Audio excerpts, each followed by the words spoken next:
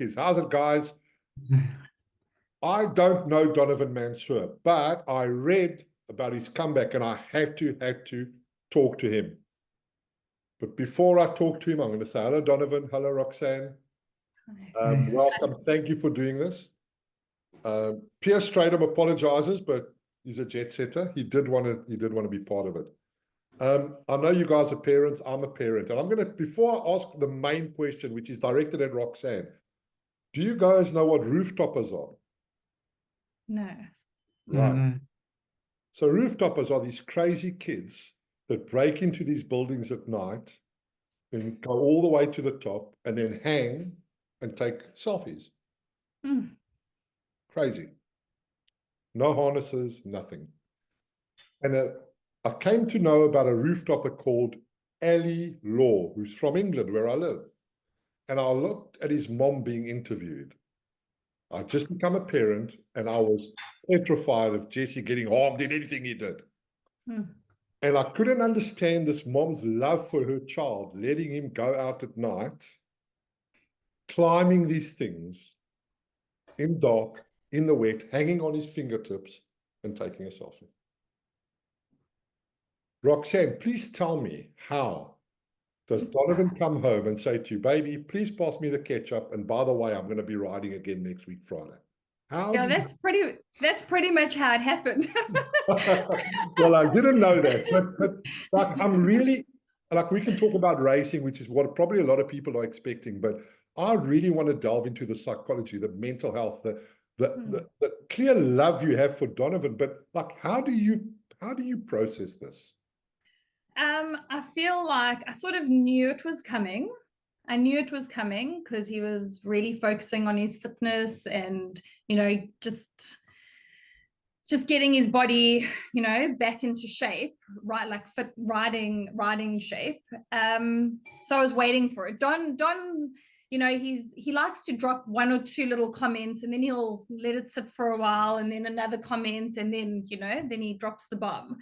But it's just, I know that he didn't achieve what he thought he could have achieved in his racing career. Yeah. And so he has regrets like that, so he feels like, some unfinished business there.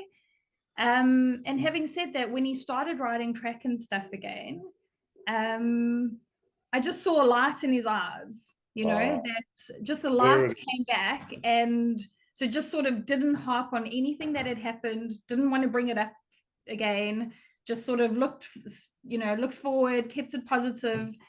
And just, you said, like, that woman who you don't understand how you can let your kids do that.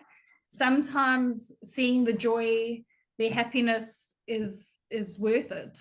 The light trumps the darkness. Yeah. Yeah, it's amazing. It is really amazing, because obviously he can only be at his best with you at your best, right? And vice versa. So yeah, I've always found that whole dynamic quite interesting. And as a parent, I struggled. I didn't want my son to go on any tours. Do you know what I mean? I was just like, no, he's not going. I don't want him to be caught in an avalanche. I don't want him to be bitten by a dog. But then he's never going to meet a dog, right? Yeah.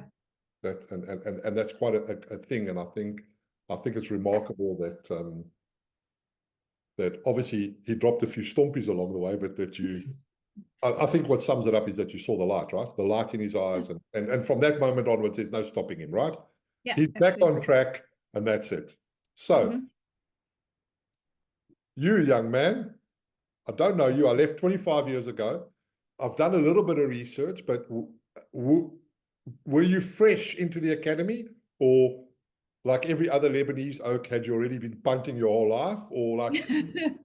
No, I actually, I never wanted to get involved in racing. My dad and my late grandfather, my late dad, they were into racing. And every year, so my auntie Marcel was married to Toby van Boemer. Oh, okay, great jockey. Yeah, so every year Uncle Toby used to take me to the academy to get measured up and that, and I used to cry in the car and say, I just want to play football. Like, I don't want to be a jockey. So Right. when we came back, he would say, "Are you sure?" I said, "Yes." And he'd say to my parents, "No, they said he's going to be too big."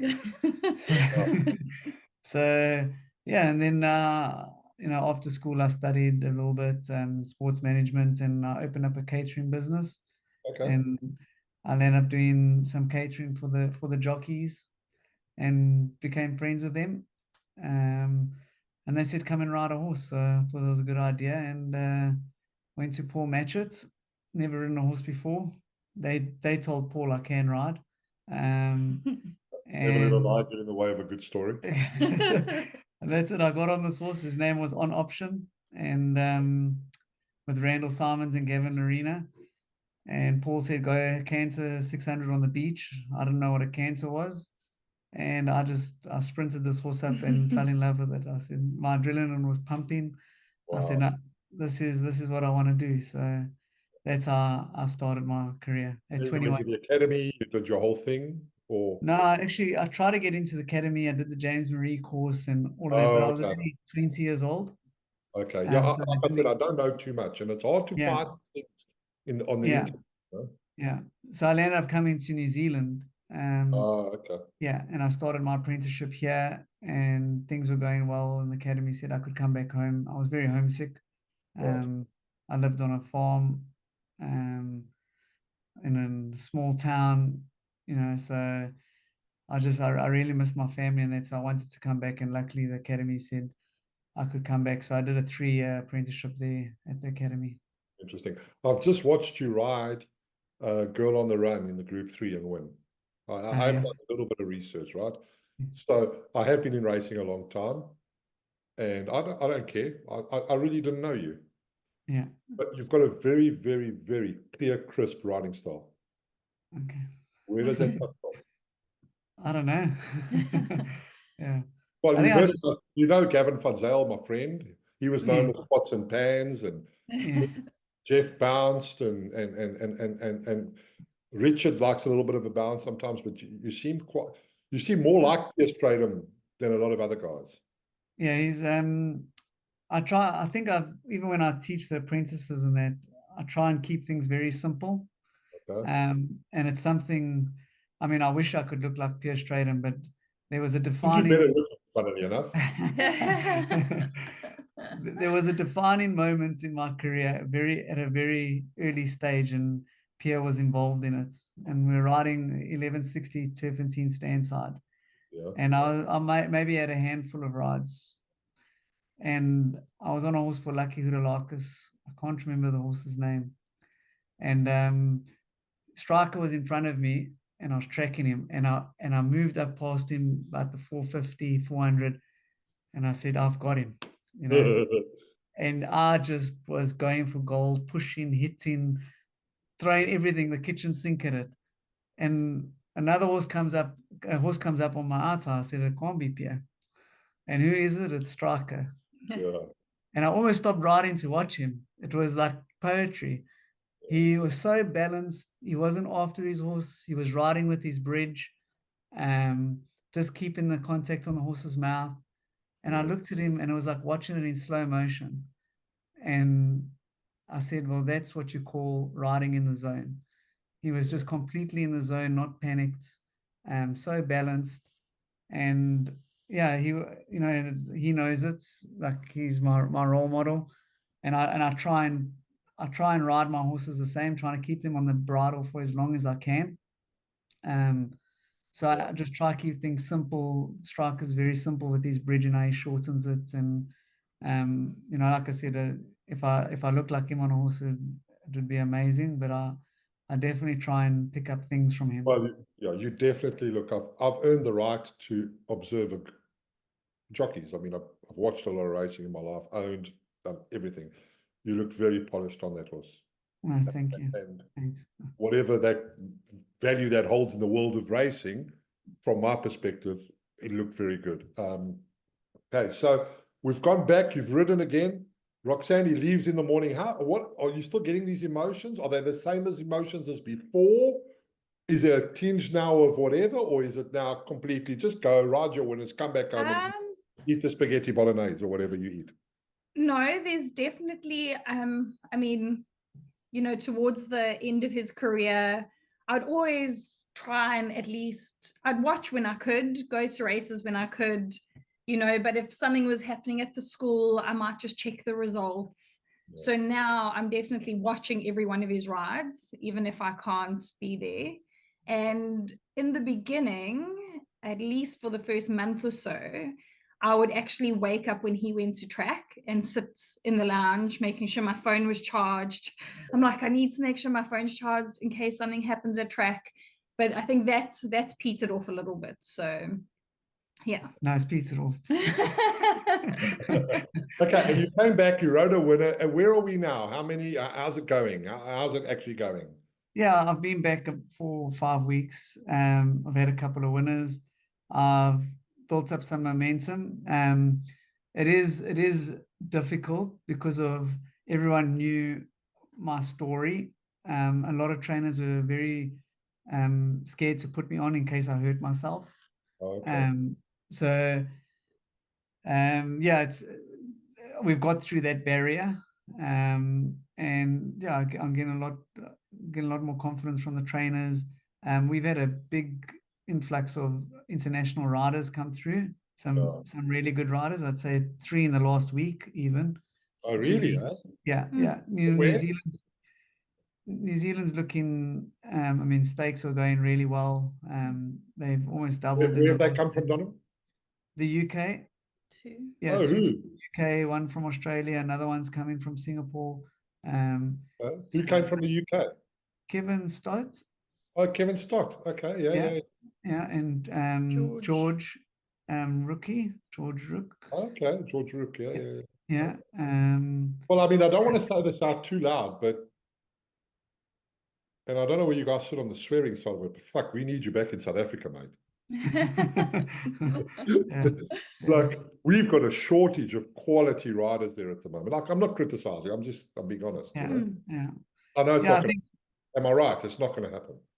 No. Yeah, I think no, it's not going to happen. I think it's I said to Rox the other day, I'd love to come and have a stint there.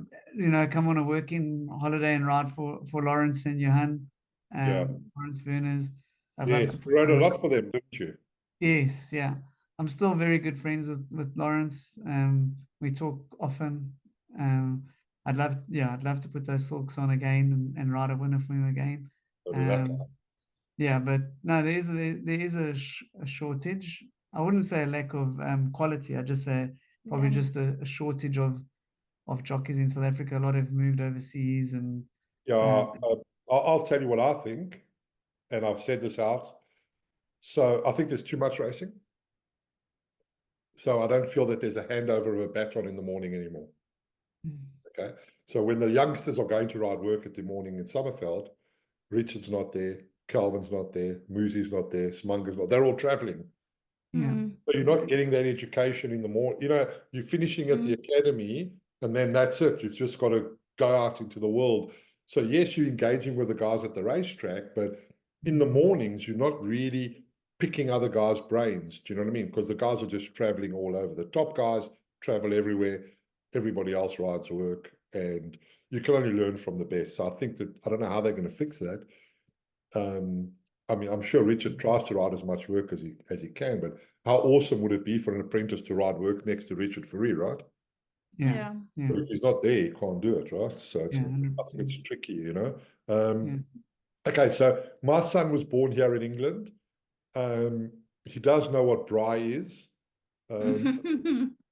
But man, oh man, when that accent, how are you coping with the accent? Because you've got 3, right? Yeah.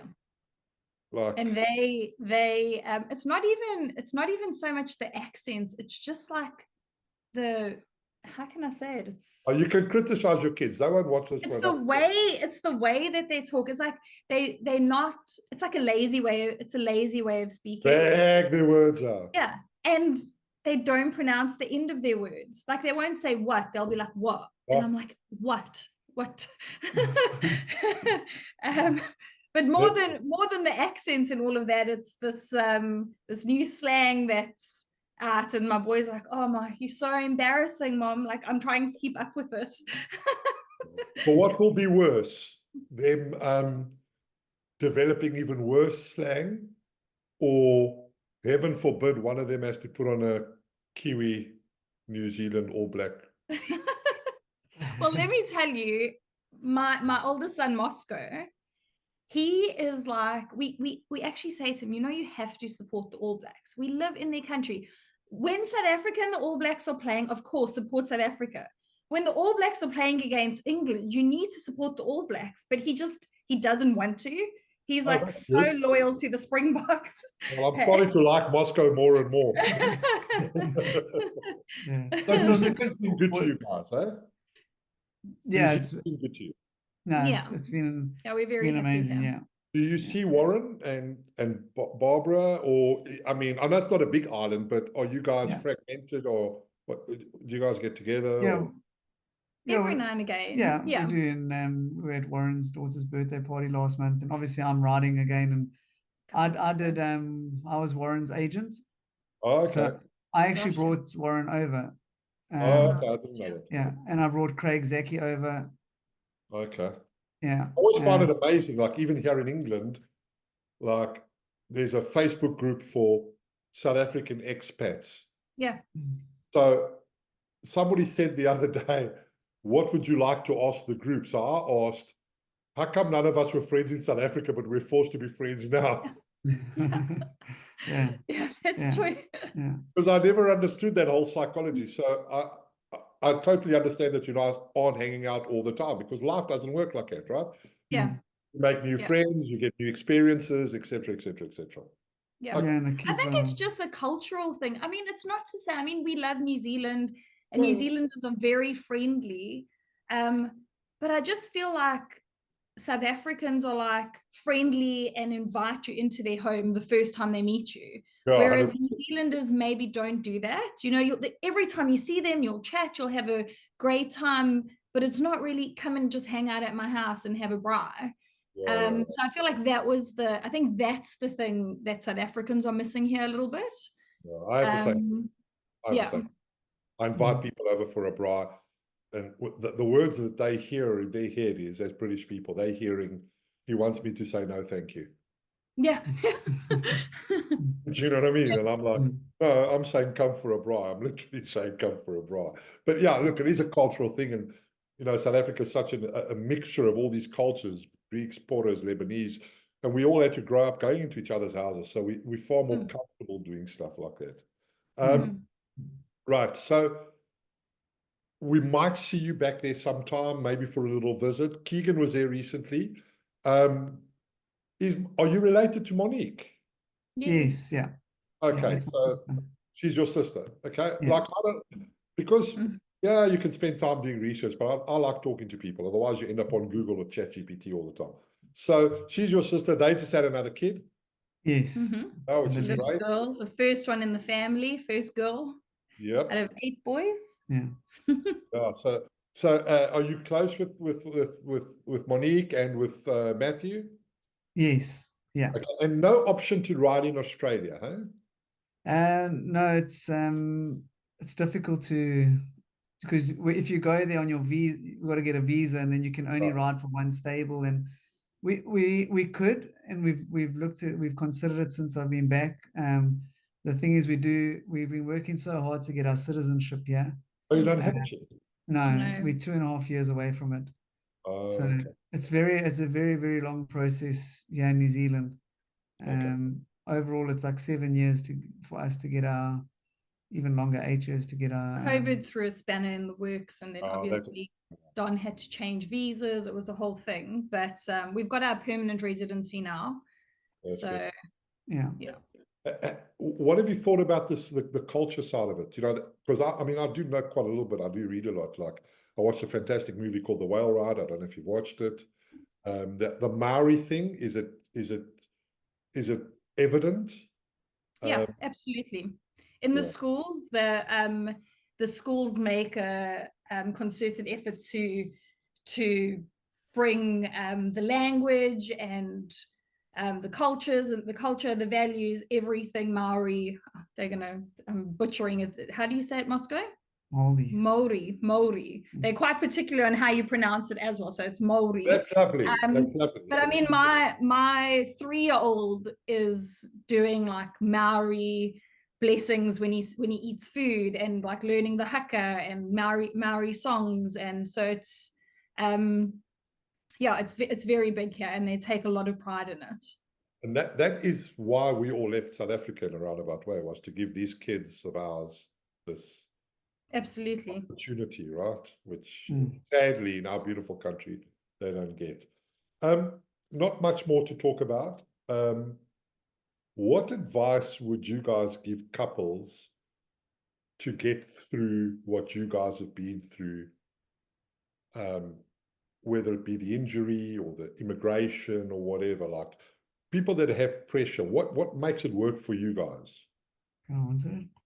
Yeah. I think the number one advice. A great podcast, by the way. You thought it was going to be about racing. Yeah. No, I think the biggest thing, our advice, Rox will vouch for this, that we'd give to any couple, anyone immigrating, make sure your relationship's strong. Yeah. Because if it's not, it will bring out those weaknesses, and you'll be unhappy here, and it's already hard coming here to adjust. You get homesick, and if you're not happy within your family and your relationship, you're wasting your time, your money, and you more than likely will fail if you do that. Yeah. So yeah, that would be my biggest advice. You just need to choose each other. I mean, you know, just be each other's best friends, as cringe as that sounds, but you need to sort of be happy within your family, and if you meet anybody else along the way, it's a bonus. Yeah, that's absolute truth. Right now, sadly, I recently learned, probably about half an hour ago, that there's been a suicide in New Zealand racing circles. And Roxanne, you were just saying to me that you feel that there's not enough done about mental health. So now that your man's back in the saddle, and you've got a bit of more time on your hands, you don't have to drive him around in his wheelchair or whatever he was in, why not start building something? Eh? Because I love to be involved in stuff like that, because I think it's so important to help anybody that's struggling. And here in England, we're very lucky. We have a system for jockeys when they get injured. I'm actually welling up a little bit, because it's hectic, right? It really is. And there's these 3 buildings totally funded, and it's just amazing that these guys can just go there and get the help that they need physically and mentally. So could you see yourself maybe creating something? Because you've obviously got some sort of gift, right? To go through what you've been through and to be where you are now, smiling next to your husband. And you told me this happened, and it clearly has touched you, right? So I'm putting you on the spot without you knowing. This is unrealistic. Yeah. I feel like I mean, I wouldn't know where to start, but on a smaller scale, definitely I see Don doing it, just working on himself. And for instance, when he was in hospital and when he was injured, he chose not to have any screens. He chose not to sit, and because he was bedridden for so long, he chose not to just be on his device, because he's like, that's just going to make me spiral. So when he was working with the apprentices here, I helped him a lot with that. Mental health was a big focus, and just putting the right what would it be called? Putting the right habits in place to avoid getting into that deep spiral in the first place. We did this challenge with them. I think there were 7 things that they had to try achieve daily, and there was a checklist and checked in afterwards. And it started as simple as waking up and making your bed and having something nutritious to eat in the morning, because you've looked after your body, you feel like you've achieved something. Connecting with other people was a big thing, because especially nowadays, I mean, the jockeys, they wake up so early, especially the younger guys, they're all into gaming. They're sitting in a dark room for 5, 6, 7, 8 hours at a time. They're not getting out. So that was another thing, just getting out, doing something for your body, connecting with people. I think that's the main thing. Keeping busy. Just keeping busy. Keeping busy, yeah, because you've got a lot of idle time, right? Yeah. Oh, and idle time breeds bad habits. Absolutely. You know, in England, they had a big drinking problem, drinking culture in the old days, big drinking culture, because you've got a lot of idle time. Yeah, so that's great. So I think you're right. Start locally, and yeah, if you could just save one person or help one person, then that's already that's a big thing. And I wish more people spoke openly about these things, because sometimes it's sometimes you hear too late. Yeah. I mean, mental health is your mind. You know, like Rox touched on it when I had my accident. I went completely vegan from the beginning. I want to tell you something, right? I've never spoken to a vegan for so long. That has taken them so long to tell me they're a vegan. He's not vegan anymore. No, I'm not. It's a good comment. Okay, wait. And the first Lebanese vegetarian. Have you ever? Whoa. Do you play paddle? It's not in There's no paddle in New Zealand. but I did play it in South Africa. I loved it. He was looking at bringing it over here. He was like, those two people can't wait to tell you. Yeah, those two paddle people. and vegans. They can't wait to tell you about. Okay. Sorry, I butted in. But yeah, okay. So you chose to go vegan? Yeah, just purely for inflammation in my body. You know, like when you're eating meat, your body's got to break it down, a lot of inflammation. And I rather wanted my body to work on healing myself. Yeah. So I stuck to just and like I said, I'm not vegan anymore. We're pescatarian. We eat fish and seafood and veggies and things like that. We live on an island, to be fair. Yeah. But in the beginning, very much like that. No lamb. Yeah. No lamb. No. So Donavan, I mean, I thought we might be wrapping up, but we're not going to, because obviously now that I started at the beginning, you've got a very strong mind, eh? Yeah, I was very big into meditation. You know, the whole, like Rox said, I didn't want to look at a screen. I didn't want my mind to go other places. I didn't watch anything that made me, when I did start watching, I'd only watch comedy or something that made me feel good. Matthew Leisha. Matthew Leisha, oh, he's fantastic, isn't he? Yeah, so he was very influential to me.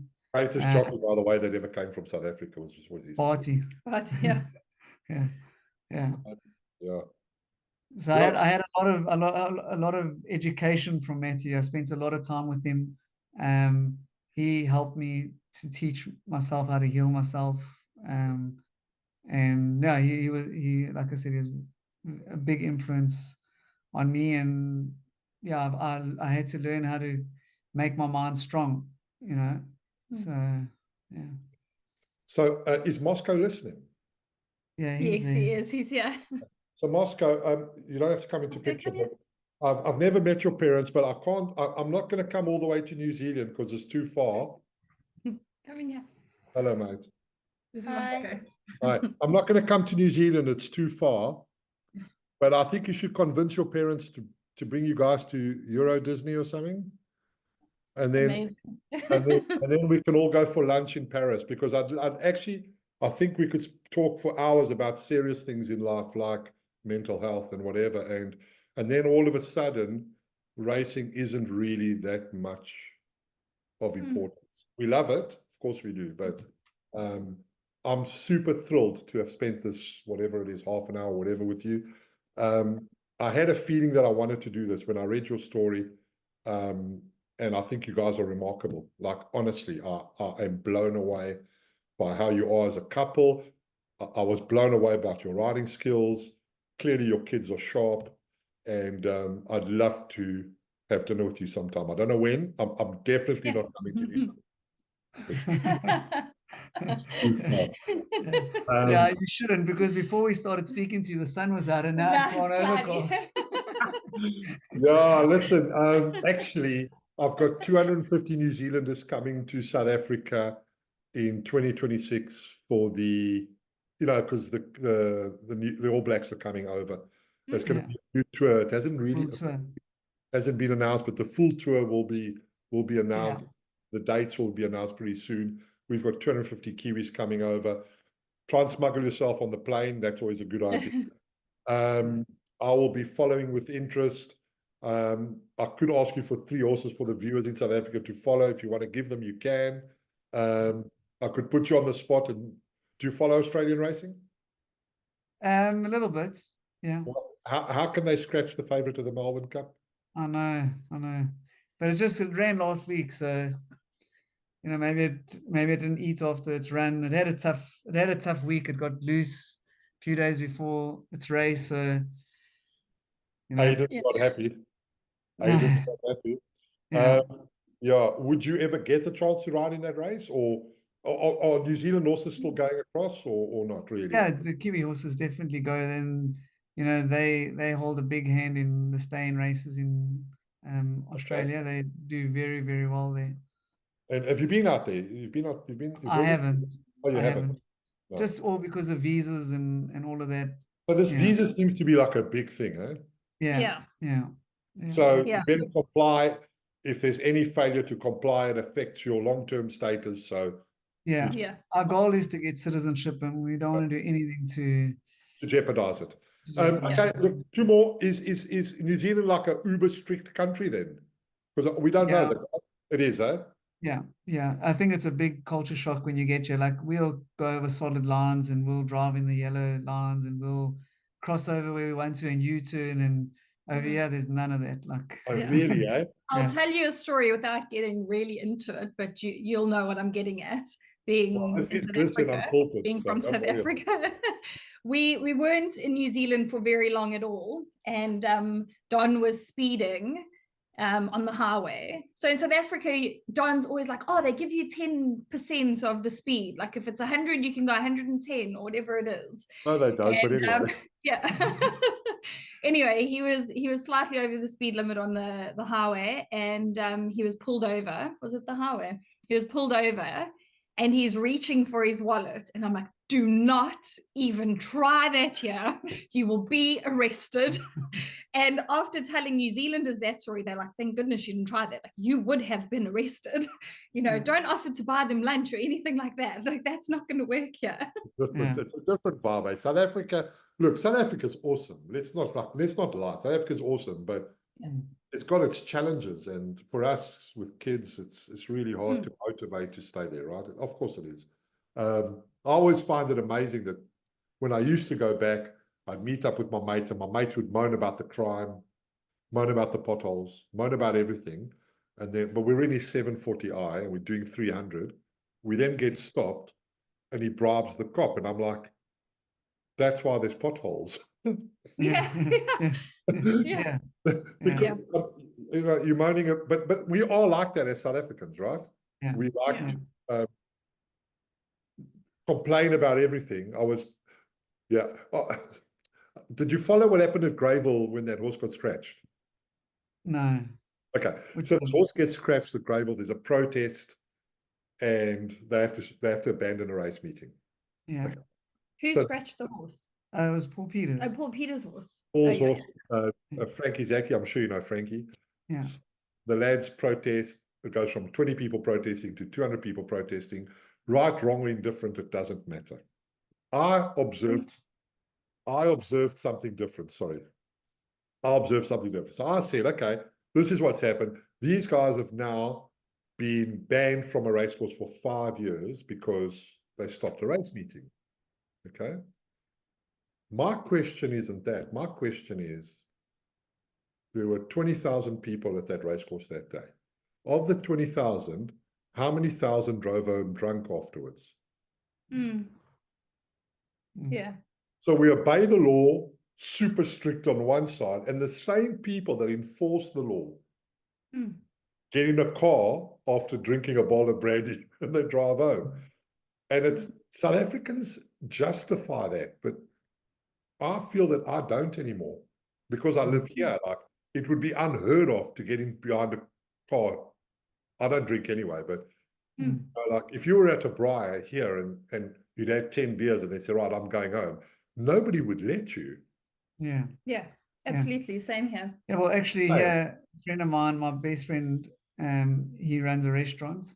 Sorry, I And- thought Roxanne was your best friend. His second best friend.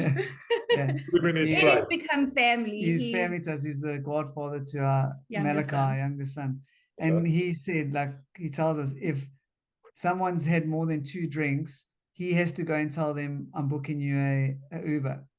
Because he'll get into trouble with his alcohol license if he serves them more than that, and he knows that they're driving. So it's, and these things are all good, right? They are all good. Yeah. All good. Okay, guys, listen. Yeah. I'm going to love you and leave you. It was I'm telling you, delightful. I'm sure we're going to get thousands of views, which we always get, but I think we're going to get a lot now. People wanted to know more about you guys.